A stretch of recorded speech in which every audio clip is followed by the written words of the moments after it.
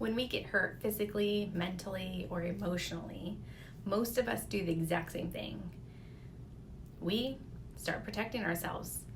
We start guarding who we allow in. And let's be honest, that makes perfect sense because our instinct is there to make sure that we reduce the risk, that we don't get hurt again.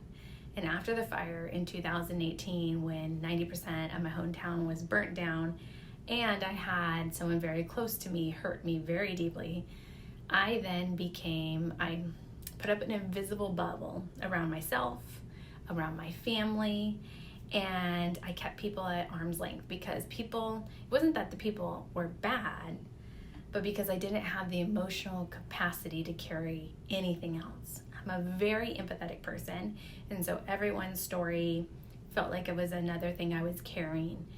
And that really just made me isolate myself even more. Slowly, I realized I wasn't acting like myself.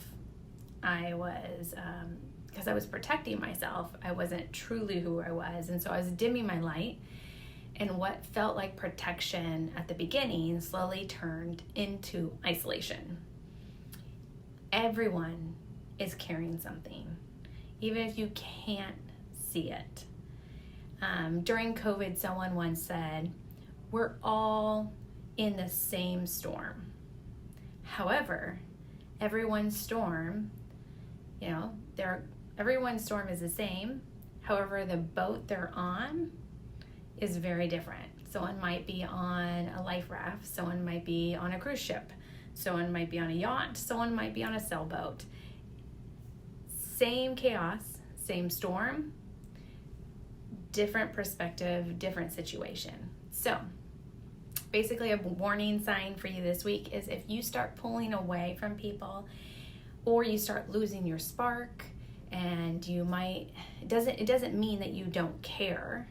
You care, it just might mean you're carrying too much. And again, it's okay to live that way for a little while. However, you can't stay there because it's going to feel like isolation. It's going to feel like you're separating yourself. So ask yourself, am I protecting my peace or am I protecting myself from being seen? Sometimes healing looks like allowing just one trusted person into your life that you can have a conversation with, and then slowly opening up to more people and more people. So if you've lost your spark, if you feel like you're not yourself anymore, it could be because you're going into burnout, because maybe you're carrying too much. Stop and ask yourself this week that question, okay? And I look forward to you next week.